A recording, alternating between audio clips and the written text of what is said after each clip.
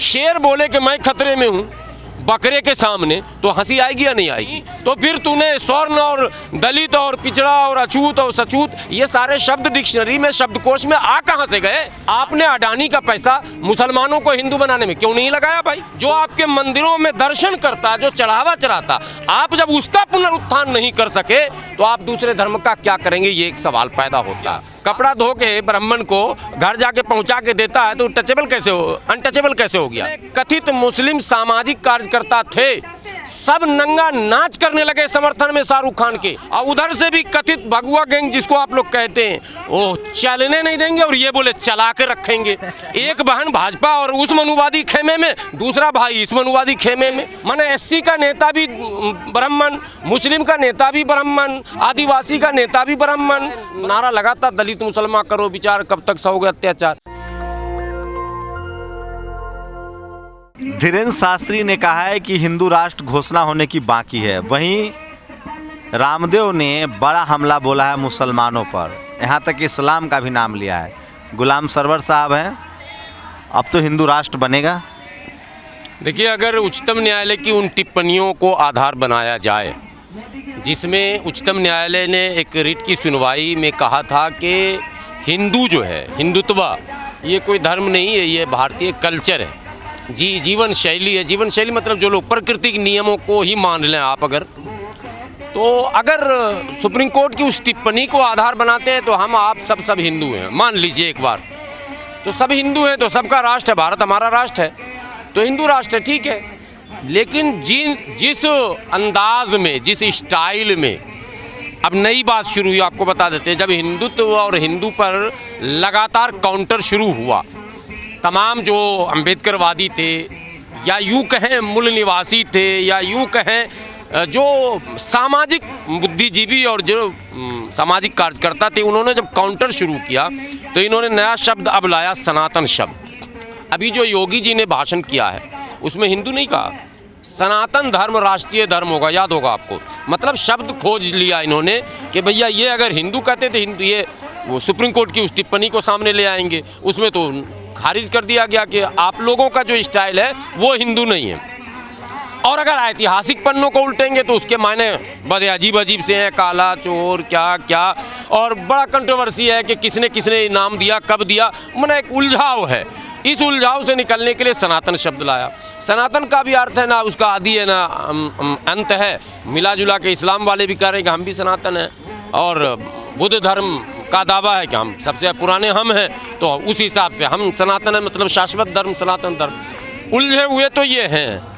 इनके उलझन का इजहार इस तरह से हो रहा है कि अनाप शनाप बयान देने वाले अपरिपक्व गुरु, अपरिपक्व, बागेश्वर बाबा की बात कर रहा हूँ, 26 वर्षीय अपरिपक्व कथित धर्म गुरु के चमत्कार के समर्थन में वो परिपक्व गुरु भी उतर गए जिन्हें हम लोग परिपक्व मानते थे, जो धीरे धीरे मुसलमानों और कई दूसरे धर्म के मंचों पर भी दिखने लगे थे।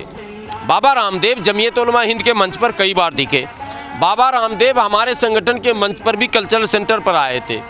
बाबा रामदेव को हमने दयानंद, महर्षि दयानंद के मंच पर देखा, जो कि उनके धर्म के बिल्कुल विपरीत हैं, मूर्ति पूजते ही नहीं हैं। आर्य समाज तो मूर्ति पूजा का विरोध करते हैं।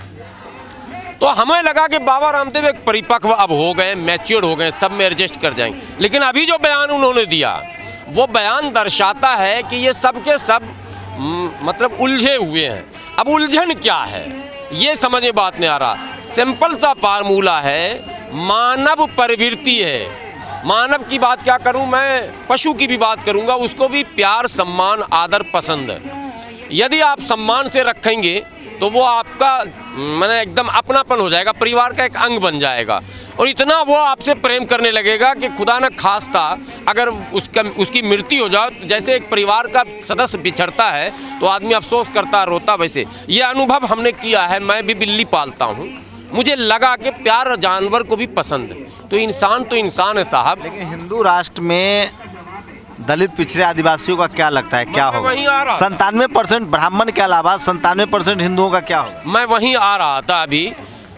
सबसे बड़ी बात कि जब आप चाहते हैं कि हम फला राष्ट्र बनाएं तो आप एक रोड मैप तो देंगे कि उसमें क्या होगा। ठीक है, जैसे कम्युनिस्ट पार्टी, पहले पॉलिटिकल समझे भाई, उसने एक रोड मैप दिया कि अगर हमारी सरकार आएगी तो पूंजीवाद पर हम लगाम लगाएंगे, हम इकोनॉमिकल डिसबैलेंस को ख़त्म करेंगे वगैरह वगैरह। भाजपा ने भी अपना नारा दिया था।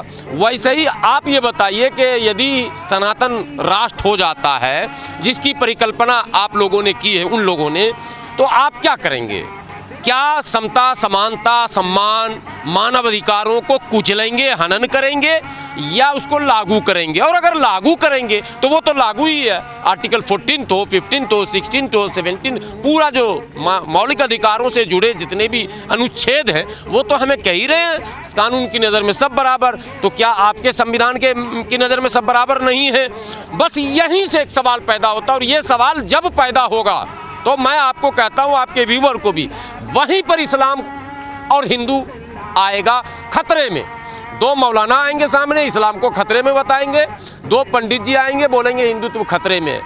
भाई ये एक माने सरल क्वेश्चन है, बच्चे जो ABCD पढ़ते हैं उससे पूछिए खतरे में कौन होता है। आज तक तो यही समझ रहे हैं कि कमज़ोर, गरीब, निर्धन, निर्बल ये खतरे में रहता है। ये पशुओं में भी आप देखेंगे, शेर बोले कि मैं खतरे में हूँ बकरे के सामने तो हंसी आएगी या नहीं आएगी? 14% माइनॉरिटी से आप खतरे में हैं। इकोनॉमिकल पूरे भारत की संपत्ति 3-4% में अगर सिमटा हुआ है।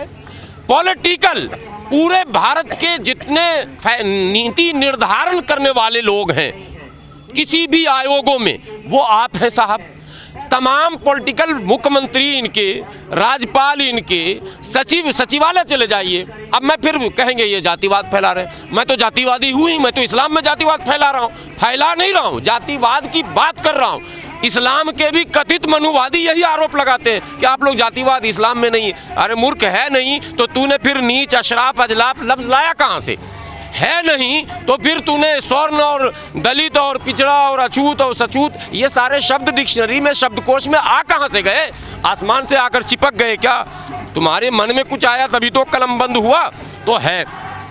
अब सवाल ये पैदा होता है कि सचिवालय में जाएं 90%, 97%, कई सचिवालय में तो लगता है 100%, कई मंत्रिमंडल में टोटल सचिव वही है। और तब अगर वो खतरे में है, तमाम मठों में अरबों खरबों की संपत्ति, इस्लाम पर आरोप है, क्रिश्चियनिटी पर आरोप है कि धन बल के नाम पर आप कन्वर्जन करा रहे हैं, ये आरोप लग रहे हैं। टीवी पर खूब जम के बहस हो रही है साहब, होने नहीं देंगे, करने नहीं देंगे। PIL लगा रहा, एक वकील है जिसका काम सिर्फ PIL लगाना, नाम बताएंगे ना, आप जानते हैं, आपके हत्थे चढ़ भी चुके होंगे कभी, वो सिर्फ PIL इसी मुद्दे पर लगाता है। अब आप कन्वर्जन का आरोप लगाते हैं, कितना स्पष्ट बात है। पैसा उपाध्याय की बात कर, जी, मैं सोचा आप समझ गए, हम समझ गए, कुछ लोग और समझदार समझ लेंगे, बात खत्म है। वो हमेशा यही करते हैं, PIL लगाते हैं। मेरा कहना है कि जब धन का आरोप आप लगा रहे हैं तो धन तो आपके पास है। आपने अडानी का पैसा मुसलमानों को हिंदू बनाने में क्यों नहीं लगाया भाई? कौन रोक रहा आपको? अंबानी का पैसा क्यों नहीं लगाया आपने? बाबा रामदेव का पैसा क्यों नहीं लगाया? आपके तमाम मठों पर जो मशीन से नोट गिने जा रहे हैं और बेलचा से उठाया जा रहा बड़े बड़े बाबाओं क्या, वो पैसा हम पर लगा के हमें अपनी ओर क्यों नहीं खींच रहे हैं? आप तो जिसकी आस्था आप पर थी, जो आपके मंदिरों में दर्शन करता, जो चढ़ावा चढ़ाता, आप जब उसका पुनरुत्थान नहीं कर सके तो आप दूसरे धर्म का क्या करेंगे? ये एक सवाल पैदा होता है। आप क्रिश्चियनिटी पे आरोप लगाते हैं। आज भी चाहे पैसे उसके पास 2 हो या 10 हो, वो चर्च अगर बनाता है तो अस्पताल और स्कूल बनाता है। आप क्या बना रहे हैं? ये सवाल मैं मुस्लिम धर्मगुरुओं से कई बार करता हूं कि आप क्या बना रहे हैं? आरोप नहीं लगाइए। ये आरोप लगा कर दिग्भ्रमित कर रहे हैं करोड़ों जनता को कि खतरा ये है, खतरा वो है, खतरा गुलाम सरवर। अरे खतरा तो आप स्वयं बने हुए अपने अस्तित्व के लिए। आपको क्या लगता है कि 3% ब्राह्मण और जो चाहे मौलाना हो, दोनों का साठगांठ है? 100% साठगांठ है। 90% मुसलमान जो पिछड़ा, दलित, आदिवासी, उसको भी शोषित रखना है, और इधर SC ST OBC, यही हुआ ना अब तक। आप देखिए जिस कांग्रेस के साथ हमारे वो तमाम मौलाना जुड़े रहे, राज्यसभा में भी कांग्रेस ने उनको रखा, और ज्यादातर अशराफ मुसलमान है। वही कह रहा हूँ ना, मस्जिदों पर जो कब्जा, जैसे इधर हिंदुओं में ब्राह्मण समाज का कब्जा है, उधर मुसलमानों में भी सब अशराफों का कब्जा है। टोटली चाहे वो दरगाह पे चले जाएं, सारे मिलेंगे सैयद बाबा, सब सैयद साहब। दारुल उलूम देवबंद जो मुसलमानों का सबसे बड़ा मदरसा है, टोटल एक बिरादरी के कब्जे में। नदवा में, लखनऊ में जो नदवा है, एक बिरादरी के कब्जे में। शाही जामा मस्जिद जितनी भी होगी, जिस मस्जिद का नाम भी शाही होगा, इमाम सैयद होगा, ये एकदम तय है, दूसरा हो ही नहीं सकता। अब तक दिल्ली की जामा मस्जिद से लेकर, लेकिन कम से कम आप लोगों को मस्जिद में नमाज पढ़ने से तो जाति के नाम पर नहीं रोका जाता। ये सवाल है, इनका बस नहीं चलता। चूँकि इस्लाम में जो थॉट है इस्लामिक, वो है मसावात का, यानी समता का, तो उसके अगेंस्ट तो ये जा नहीं सकते। कोशिश तो इनकी रहती है कि मस्जिद से भी निकाल दिया जाए, इमामत न करने दिया जाए, लेकिन उसमें बहुत हद तक ये सफल तो नहीं हो पाए। शादी ब्याह पर लेकिन रोक है। शादी ब्याह पर रोक नहीं, शादी ब्याह को गलत अपराध माना जाता है। यदि हमने दूसरी जाति में शादी कर ली, लोग अपनी जाति से धर्म भले मुसलमान हो, अरे मौलाना तकरीर में कहेंगे शंभू जी, हमारे यहाँ बिल्कुल जाति नहीं, मसावात, सब एक, बिल्कुल कहीं कोई भेदभाव, ऊंच नीच, छुआछूत तो खैर नहीं पाया जाता, लेकिन ऊंच नीच की बात। लेकिन जब आप गांव में धरातल पर जाएंगे मुस्लिम मोहल्ले में, तो ये क्या है जी, तो राइनी है, ये क्या तो अंसारी है, ये क्या तो दुनिया है, ये क्या तो नट है, ये क्या तो बक्खो है, ये क्या तो पमरिया है, ये क्या तो नाई है, ये क्या धोबी है, ये क्या ये अशराफ मुसलमान ओबीसी मुसलमानों का रिजर्वेशन का ही विरोध करते हैं। करते नहीं है, इनका बस चले। इन्होंने तो हम लोगों को फतवा लगाया, हम लोग एससी रिजर्वेशन भी मांग रहे हैं, आपने कई बार कवर किया। हमारा कहना टोटल जो सोशल मामला है वो इक्वल है।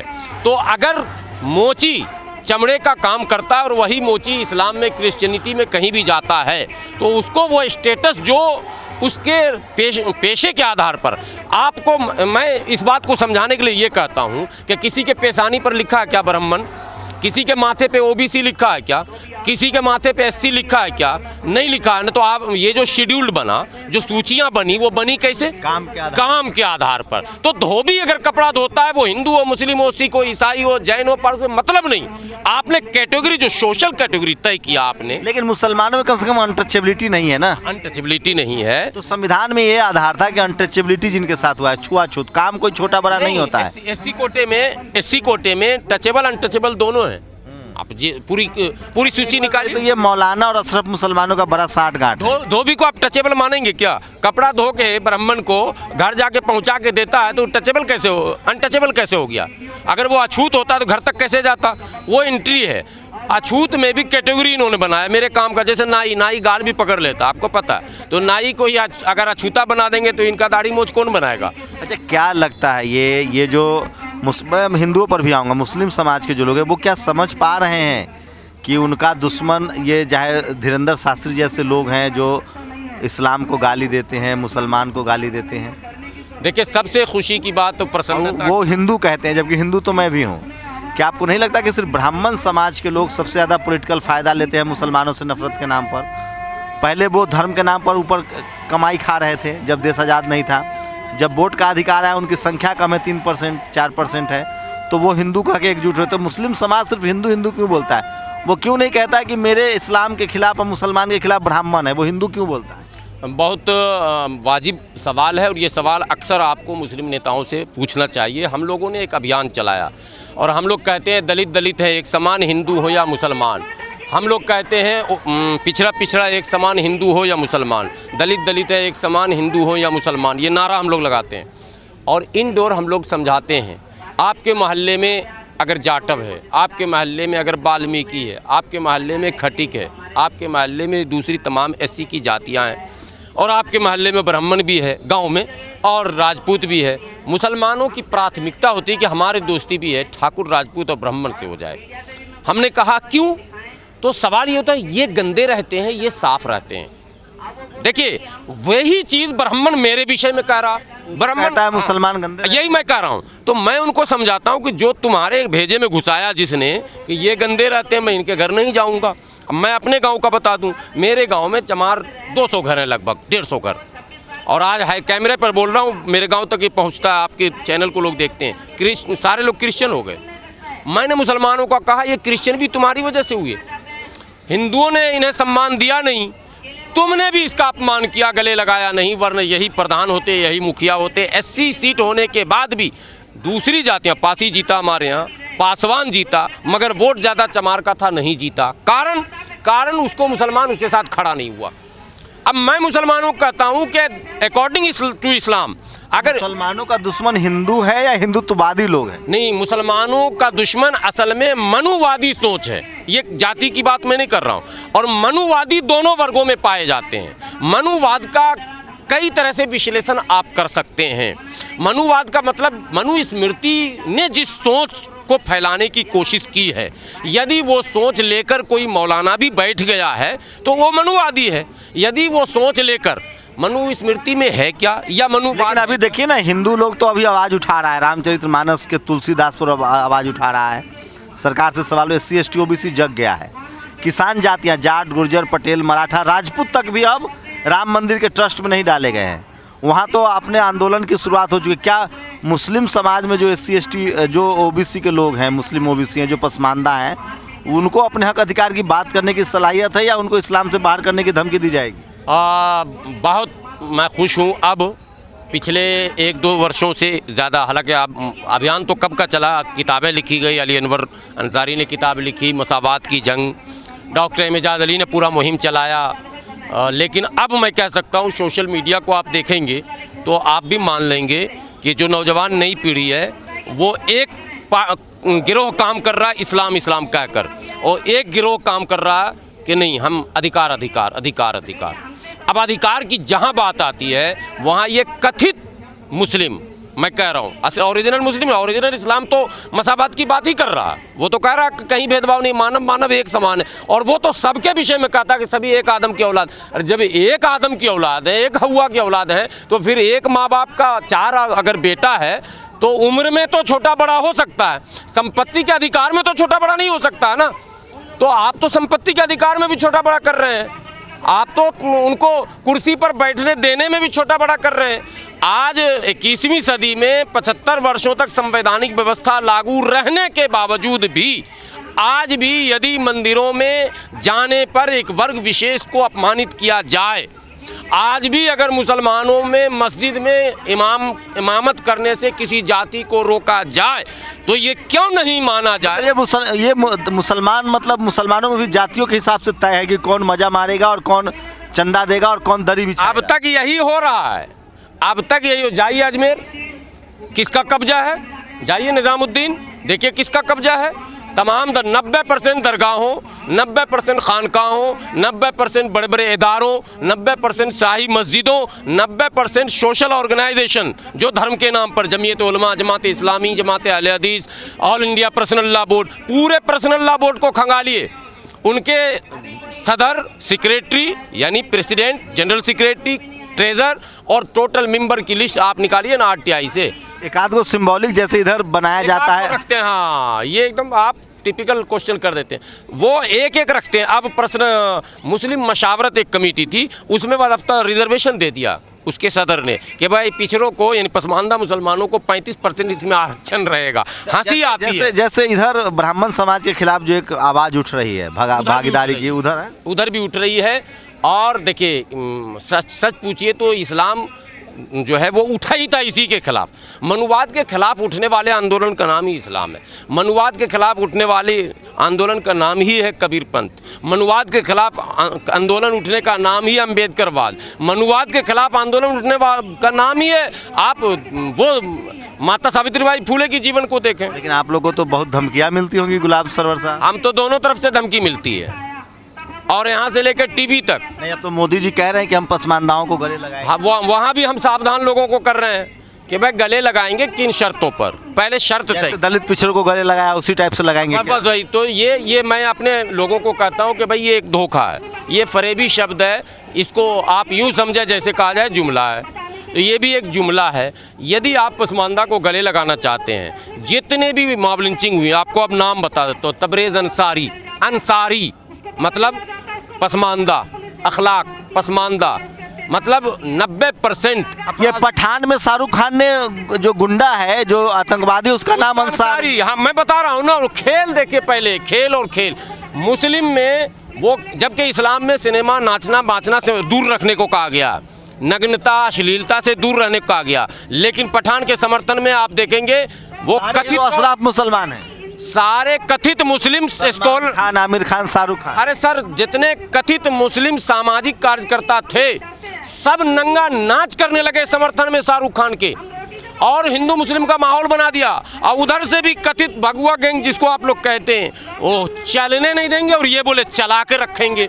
मैंने कहा यार ये न चलने न देंगे मेरा काम है, और न चला के रखेंगे, और सुपर कर देंगे, डुपर कर देंगे। तेरी आबादी 4-5% तो तू सुपर भी तू ही करेगा, विरोध भी तू ही करेगा, हम क्या करेंगे? 90% इस देश के लोगों को 3% अशराफ मुसलमान, 3% ब्राह्मण, दोनों ने फंसा के रखा। आपको हंसी आएगी, सुनने वाले आपके व्यूवर को भी हंसी आएगी। मुसलमानों को, हमारा तो व्यूअर घट जाएगा, मुसलमान सब नाराज हो जाएंगे। नहीं, मुसलमानों को मैं बार बार कहता हूँ, मुसलमान पत्रकारों में किसको पसंद करता है आपको हैरत होगी। जितने मनुवादी पत्रकार हैं, अभिसार शर्मा मुसलमानों का सबसे चहेता पत्रकार, वो मुसलमानों के धर्म के पक्ष में बोल सकता है लेकिन उनके रिजर्वेशन के पक्ष में नहीं बोलेगा। अरे सर पक्ष में बोलेगा तो पहले अपनी बहन को तो समझा लेता, नुपुर शर्मा को। एक बहन भाजपा और उस मनुवादी खेमे में, दूसरा भाई इस मनुवादी खेमे में, उधर भी वाजपेयी, इधर भी वाजपेयी, उधर भी तिवारी, इधर भी तिवारी, उधर भी दुबे, इधर भी दुबे। अरे भैया तो हम लोग क्या करें, मर जाएं? सब तरफ तुम ही रहोगे। माने एससी का नेता भी ब्राह्मण, मुस्लिम का नेता भी ब्राह्मण, आदिवासी का नेता भी ब्राह्मण, पूरा मुस्लिम समाज, रवीश कुमार, अभिसार शर्मा दीवाना, अभिसार शर्मा का, उसने कभी रिजर्वेशन के पक्ष में एक लाइन नहीं बोली। पुण्य प्रसून वाजपेयी का दीवाना, और क्या कहते हैं, कितने नाम मैं बताऊं आपको। एक मानते हैं कि अशराफ और ब्राह्मण दोनों का बहुत दोली चामन। अरे एक ही है, सिक्के बस उलटना है, सिर्फ सिक्का। ये टोपी पहन लिए, वो दाढ़ी रख, वो पहन लिए, वो दोनों का हथियार धर्म है। और इन लोग धर्म सद्भावना सम्मेलन भी करा देंगे पटाख से 2 मिनट में। ज्यादा गड़बड़ देखेंगे, उधर से ये भी आ जाएंगे, उधर से वो भी आ जाएंगे, हो गया जी सद्भावना सम्मेलन। मुसलमान क्यों कहता है कि मेरा दुश्मन हिंदू है? हिंदू तो उसका दुश्मन हो रही बिल्कुल है, नहीं। उसका दुश्मन तो मनुवादी है। यही लड़ाई जो है किसी धर्म की नहीं है ना, लड़ाई सोच और मानसिकता की है। मैं तो कहता हूँ, मैं भी हिंदू हूँ, अगर सुप्रीम कोर्ट की अच्छा यही बात हिंदू नहीं समझते। हिंदुओं को लगता है कि उनका दुश्मन मनुवादी है तो कहते हैं मुसलमान है। मैं बार बार कह रहा हूँ, यदि सुप्रीम कोर्ट की उस टिप्पणी को माना जाए तो सभी भारतीय हिंदू है ना, तो खेल खत्म होना चाहिए ना भाई। आप संविधान पे चलते रहो, संविधान ने जिसको जो अधिकार दिया देते रहो। लेकिन भैया वो भी नहीं चाहिए, इसको भी रोकेंगे, उसको भी रोकेंगे। एट्रोसिटी एक्ट को किसने डाइल्यूट किया था? हमने तो नहीं किया था। तो एससी को भी ये मैसेज जाना चाहिए कि हम आपके दुश्मन नहीं। और आप लोग हम लोग के मोहल्ले में आके ब्राह्मण समाज कहता है कि मुसलमान 5 वक्त नमाज पढ़ता है, वो आपका दुश्मन है। अभी बाबा रामदेव ने भी कहा ना, अभी बाबा रामदेव ने ये टिप्पणी की, हालांकि वो गोबर का उनके पास ज्ञान है, गौमूत्र का ज्ञान है, उनके पास जिस चीज़ का ज्ञान है उसी पर बोलते तो अच्छा लगता। उनके पास इस्लाम का ज्ञान या सामाजिक ज्ञान है नहीं, फिर भी उन्होंने बोल दिया। तो मानेंगे ना कि सवर्णों के बीच एकमात्र जीव है वो, 32 दांत में एक गैर सवर्ण ओबीसी बिजनेसमैन तो बन गया। वो तो बुद्धू बना के बिजनेस, धर्म के आड़ में वो बिजनेसमैन बन रहा है। लेकिन उस संपत्ति का वो मालिक नहीं बनेगा, उसका घर वाला नहीं भोग पाएगा। ये भी आप बता दूं, उसके पीछे जस्ट असिस्टेंट जो है, जस्ट असिस्टेंट क्या नाम है, सफेद वाला, ये तो गिरुआ पहने हुए है, नेपाली ब्राह्मण नहीं है। उसके सारे तार यहीं से जुड़े और कब्जा उसी का होगा। जैसे बाबा रामदेव ने अपने गुरु को मारा, वैसे देर सवेर बाबा रामदेव भी गायब होंगे अचानक। इस देश में ये सब खूब होता है और होता रहेगा। मैं ये कहना चाह रहा हूँ कि आप यदि ये कहते हैं नमाज भी पढ़ते हो और लड़की भी छेड़ते हो, ये तो मौलाना का काम था बोलने का, जो समझाने वाली बात। आप तो योग सिखाते थे, अच्छा घुलट पुलट लेते हैं, उठा पटक ठीक है, कभी मुंडी नीचे पैर ऊपर, ठीक ठाक लगता है। तो ये ब्राह्मण और मौलाना का अंदर खाने अशरफ मौलाना का नेक्सस कैसे काम करता है? और अब तक के अध्ययन से ये लगता है, स्वतंत्रता पूर्व के इतिहास को देखें, मुगलों के दौर से आप देखिए, बड़ी चालाकी से मुगल से हमारा संबंध जोड़ा जा रहा। आपको याद होगा इस देश में बाबर की औलादो भारत छोड़ो नारा याद है? बाबर का औलाद कौन है भाई? बाबर की पत्नी कौन थी? एक भी नाई, तेली, धोबी, धुनिया, अंसारी, मंसूरी कहीं दिख जाए तो टोडरमल थे, चमेला, झोजा, नट, बख्खो, डफाली, लल बेगी अगर कोई दिख जाए, मिर शिकार, मीरासी, गद्दी, घोसी दिख जाए तो बता दो। टोडरमल थे, तानसेन थे और बीरबल थे, तीनों, 2 ब्राह्मण थे, 1 वैश्य थे। तो बस, तो औलाद कौन हुए बाबर के? बाबर से जब आप रिश्ता जोड़ेंगे तो रिश्ते तो आपके दिख रहे हैं, हमारे तो दिख ही नहीं रहे। हम तो बेचारे कल भी अछूत थे, वो तो धन्य हो इस भारतीय संविधान का, जिसने सबको अधिकार दिया तो वोट भी देने आ गए। तो उस ज़माने में हमको कौन पूछता था साहब, लेकिन आपको पूछता था, आप फैसला करते थे, आप नीति निर्धारक थे, और हमारे मौलाना भी थे वहाँ बैठे हुए। लेकिन इधर जैसे लोग तुलसीदास पर सवाल उठा रहे हैं, आप लोग उधर मौलानाओं पर सवाल नहीं उठा रहे। खूब उठा रहे हैं साहब, ज़बरदस्त। हमारे यहाँ तो इसके चक्कर में, जैसे ईसाइयों में आपने कैथोलिक सुना होगा, प्रोटेस्टियन सुना होगा, ऑर्थोडॉक्स, मैथोडॉक्स, ये क्या है? प्रोटेस्टियन मतलब तो समझ ही गए, प्रोटेस्ट किया। हमारे यहाँ भी ना एक आंदोलन चल रहा है, और वो दिख नहीं रहा इसलिए कि टीवी पर बहस नहीं होती है, होनी भी नहीं चाहिए। लेकिन धीरे धीरे वो जो पुरानी व्यवस्था थी उसके खिलाफ एक किला खड़ा हो चुका है। बिहार में कुछ कोरोना से जस्ट कुछ पहले दीन बचाओ देश बचाओ रैली हुई थी, जिसमें आपके समाज के चर्चित बोल 85 वाले के नेता जो है वामन मेश्राम भी पहुंचे थे, और मैंने उन पर भी कटाक्ष किया था कि बात करते हैं ब्राह्मण के विरोध का, और ब्राह्मण के मंच पर चले गए। और मौलाना अमीर शरीयत उनका खताब है, यानी हिंदुस्तान में जितने भी मुसलमान हैं उसमें वो अमीर थे। गुलाम सरवर जैसा अदना आदमी तमाम चैनलों पर चिल्लाकर हमने कहा था कि ये नारा गैर शरई, माना गैर इस्लामी, गैर संवैधानिक, गैर सामाजिक नारा। आप कौन होते हैं दीन बचाने वाले? आप कहोगे दीन बचाओ, वो कहेंगे हिंदुत्व बचाओ, वो कहें यही तो खेल वो खेलना चाहते हैं। और जो भाजपा को सीटें मिली हैं उसी के बाद चुनाव हुआ बिहार में, उस रैली की वजह से। आपको नहीं लगता गुलाम सरवर साहब कि अगर मुसलमान बीजेपी करने लगे तो बीजेपी हार जाएगी? क्योंकि वो बीजेपी से मुसलमान से नफरत के नाम पर ही SC/ST वोट हो रहा है। मैं तो कह रहा हूँ मुसलमान कुछ न करे, मुसलमान या तो अपने कामकाज में लगे और राजनीति करे, तो पॉजिटिव पॉलिटिक्स करे। लेकिन कहीं पॉजिटिव पॉलिटिक्स नहीं है। आज भी मुसलमान सोशल मीडिया से लेकर मंचों तक कांग्रेस की वकालत कर रहा है, और भाजपा की। क्यों कर रहे हो? कांग्रेस और भाजपा को दो खेमे में क्यों रख रहे हो? दोनों में फ़र्क कैसे तुम कर रहे हो? जितने भी आंदोलन है, जितने भी दंगे हैं, फसाद है या अधिकार का हनन है, कांग्रेस के शासन। मुसलमानों को आपको नहीं लगता सत्ता के साथ रहना चाहिए? ये कला अगर मुसलमान सीख लेता, दुर्भाग्य है जब तक कांग्रेस सत्ता में रही। ये जो जिन मौलवियों की मैं बात कर रहा हूँ, अशराफ मुसलमान तो बीजेपी में भी है, अशराफ, चाहे वो नकवी साहब हों, चाहे वो जो। नहीं, यहाँ तक मत रोकिए। हमारे जमीयत उलमाए हिंद के सदर अरशद मदनी साहब मोहन भागवत जी से मीटिंग करते हैं, मुलाकात हुई है, आपको पता है ना। और मौलाना महमूद मदनी साहब की गृह मंत्री जी से मीटिंग हुई है। लड़ाई सड़क पर दलितों पिछड़ों की लड़ रहे हैं हम। मुलाकात मुसलमानों में भी दलित पिछड़ा लड़ रहा है, और हिंदुओं में भी दलित पिछड़ा लड़ रहा है। लेकिन माल महाराज का मिर्जा खोले ये खेल। तो मैं इस पर कह रहा हूँ कि ये मत कहिए कि कांग्रेस का विरोध हम लोगों से कराया गया, शाहबानों के नाम पे सड़क पे हमको उतारा गया। लुंगी पहन के, गंजी पहन के गरीब मुसलमान सड़क पर उतरा, गोली खाया, लाठी खाया। शाहबानों का मुकदमा आज का आज उस शाहबानों के कारण मस्जिद गई। अयोध्या में जो प्रकरण हुआ, सुप्रीम कोर्ट का आदेश था शाहबानों में।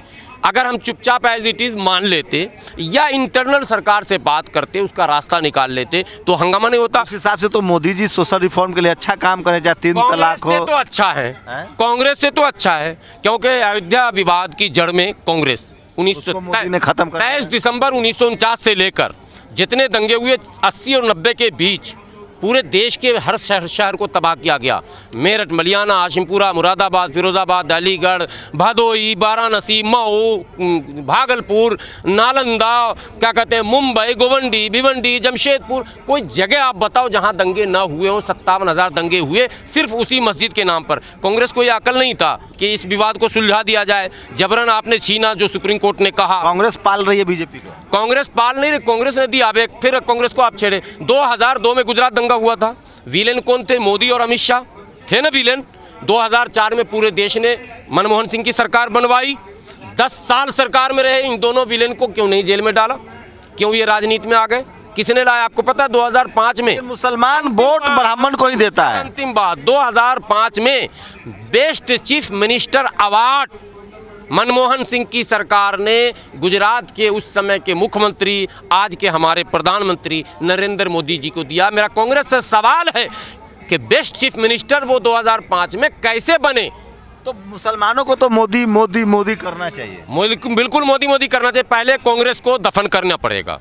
मुसलमान न कांग्रेस को दफन। दलित पिछड़े आदिवासियों को भी मोदी मोदी करना चाहिए। डिप्रेस मुस्लिम से मैं कहता हूँ, विरोध की राजनीति छोड़िए, सत्ता के पक्ष में रह के उसका मलाई खाइए। अगर ये कला आप सीख लेंगे तो आपकी आधी समस्याओं का समाधान हो जाएगा। एक बात। दूसरी बात है, बारीक नज़र बनाइए। मोदी जी आरक्षण खत्म कर रहे हैं। मोदी भी तो ब्राह्मणों का ही वर्चस्व, आरक्षण कहाँ खत्म कर रहे हैं, 10% और बढ़ा दिए, तो ब्राह्मणों के लिए 50 से 59 हो गया। अशराफ मुसलमान और ब्राह्मणों तो आपको रास्ता दिए ना पिछड़ों को कि भाई इसका मतलब जो बैरियर था 49.5 का वो हमने खत्म कर दिया। लेकिन कहाँ ओबीसी मुसलमान सड़कों पर निकल रहा है? वो दीन के लिए निकलेगा, इस्लाम के लिए निकलेगा, लेकिन वो आरक्षण के लिए नहीं निकल रहा है। डेटा बताने वाला कोई नहीं है। मंडल कमीशन जब बना, मंडल कमीशन में जब जातियों की माने हिस्सेदारी की बात आई, मुस्लिम जातियां भी उसमें आई। आप मंडल कमीशन के लागू होने से पहले का डेटा निकालो और बाद का डेटा यूनिवर्सिटियों का निकालो, कंपटीशन का निकालो, और IAS IPS का निकालो। मानदा की भागीदारी बढ़ी है? बढ़ी नहीं, खूब बढ़ी, लेकिन हमारे नालायक नेता बताते नहीं है कि इसका लाभ तुमको मिला है, तुम्हें इस समाज के साथ खड़ा होना चाहिए। लेकिन आप वहाँ मुसलमान बना के लाते हैं रोड पर, टोपी पहना के लाते हैं रोड पर, ले इस्लाम की दे इस्लाम, सारा खतरा इस्लाम पे ही ला देते हैं आप साहब। खतरा कहीं और है। उधर मतलब ब्राह्मण खतरे में, इधर मौला मैं कह रहा हूं कि आप दोनों अगर एक साथ रहिएगा तो क्या परेशानी है। आप दोनों ओबीसी मुस्लिम, ओबीसी नॉन मुस्लिम, SC मुस्लिम, SC नॉन मुस्लिम, अगर दोनों मिल जाएंगे, यूनिटी ऑफ दलित फोर्स की बात मैं करता हूं, दलित शक्ति के एकीकरण की बात मैं करता हूं, लेकिन इससे कैसे लोग कहते हैं बाप रे बाप, दलित तो शब्द ही गैर इस्लामी है। नहीं, लेकिन एक बात देखिए, ब्राह्मण समाज जैसे SC ST OBC को जाके समझाता है कि मुसलमान तुम्हारे दुश्मन हैं, क्या मुस्लिम समाज के लोग क्यों नहीं जाके SC ST को समझाते हैं? उसके लिए स्कूल क्यों नहीं खोलते हैं? आप लोग का AMU जामिया है, उसमें अशराफ मुसलमान रिजर्वेशन नहीं दे रहे हैं SC ST को, वो स्कूल नहीं खोल रहे हैं, मस्जिद बना रहे इदारे। RSS इसी का तो फ़ायदा उठा रही है, और RSS का ब्राह्मण हम लोग को कहता है, जैसे ही हम लोग अधिकार मांगते हैं तो कहता है कि तुम लोग शूद्र हो, अछूत हो। रामचरितमानस पर सवाल मत उठाओ जिसमें तुमको शूद्र अछूत कहा गया है, तुम तुलसी दुबे पर सवाल मत उठाओ। लेकिन इधर तो लोग बोल रहे हैं, अम्बेडकराइट लोग बोल रहे हैं, मुस्लिम समाज जो है वो तो नहीं बोल रहा है ना। नहीं, मुस्लिम समाज में भी जो कुरीतियां हैं, जो त्रुटि है, उस पर लगातार किताबें। मैं धार्मिक हक की बात नहीं कर रहा, मैं राजनीतिक हक। मैं यही लाना चाह रहा था, मैं भी धर्म को छेड़ना नहीं चाह रहा था। राजनीति में हिस्सेदारी सबको चाहिए, हिस्सेदारी के लिए आपको साझेदारी करनी होगी, और साझेदार आपका कौन है? आपका साझेदार कौन है? जब तक आप नेचुरल एलाई को समझेंगे नहीं कि मेरा स्वाभाविक गठबंधन किससे होगा सामाजिक। राजनीति में कभी आए नारा लगाता दलित मुसलमान करो विचार, कब तक सहोगे अत्याचार, सत्ता में चले गए कांशीराम, हो गया खेल खत्म, फिर मुसलमान उधर, वो मुसलमान। ये मुसलमान एक समूह, मुसलमान ज्यों समूह बनेगा मुसलमान त्यों होगा फिर हिंदू। आप कंफर्म है कि बस अशराफ और ब्राह्मण एक है? देखिए, पहले संवैधानिक दृष्टिकोण से समझिए, 340, 341, 342 तीन खेमे में बांटा गया समाज को पेशे की बुनियाद पर, किसी को धर्म के बुनियाद पर नहीं बांटा गया। धर्म के नाम पर ना आरक्षण दिया जाएगा ना लिया जाएगा। तो तीनों खेमे में धोबी, नाई, तेली, शक्का जो बिरादरियां हैं, चर्मकार हैं, क्या कहते हैं, बर्तन बनाने वाले हैं, मिट्टी खोदने वाले हैं, सफाई करने वाले हैं, जो जिनका नामाकरण जिसके कारण हुआ, काम से ही तो हुआ नाम, अगर काम ना होता तो नाम ना होता। धोबी किसी के पेशानी पे मत्थे पे लिखा थोड़ा ना, कपड़ा धोता हुआ देख के लोग समझ जाता है यही धोबी है। तो जब काम के आधार पर, पेशे की बुनियाद पर आपने किसी को कोई फैसिलिटी दी है संविधान में, तो फिर उसमें धर्म क्यों घुसेड़ रहे हैं?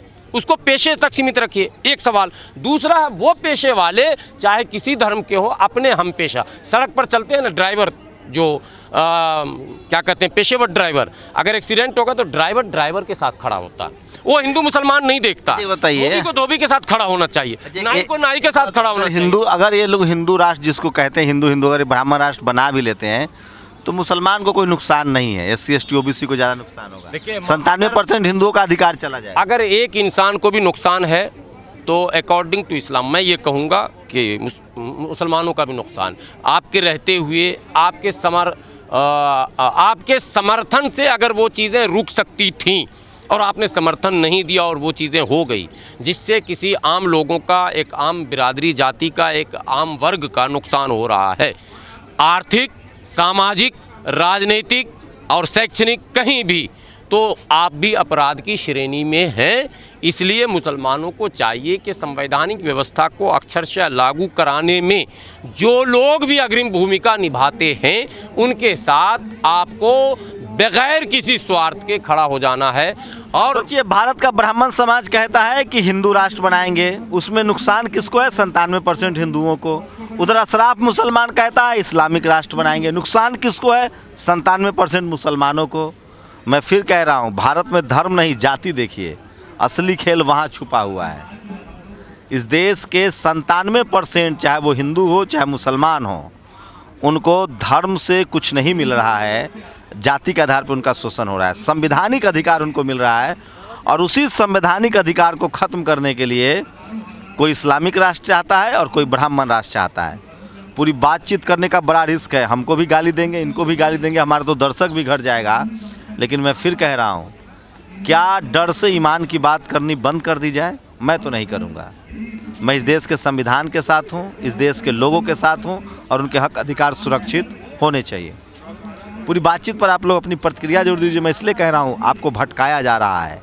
एक जो ब्राह्मण राष्ट्र की बात कर रहा है, एक जो इस्लामिक राष्ट्र की बात कर रहा है, दोनों आपको भड़का रहा है, क्योंकि दोनों 3-3% है और मलाई खा रहा है और चाहता है कि आपके बच्चे और आप मजदूर और मजबूर बने रहें। शुक्रिया गुलाम सरवर साहब, इतनी हिम्मत दिखाने के लिए। आज लगता है कि आपका तो फतवा जारी हो जाएगा। नहीं, मैं तो लगातार बोल रहा हूँ। आपको याद नहीं, 4-5 साल पहले आपने कॉन्स्टिट्यूशन क्लब में इंटरव्यू लिया था।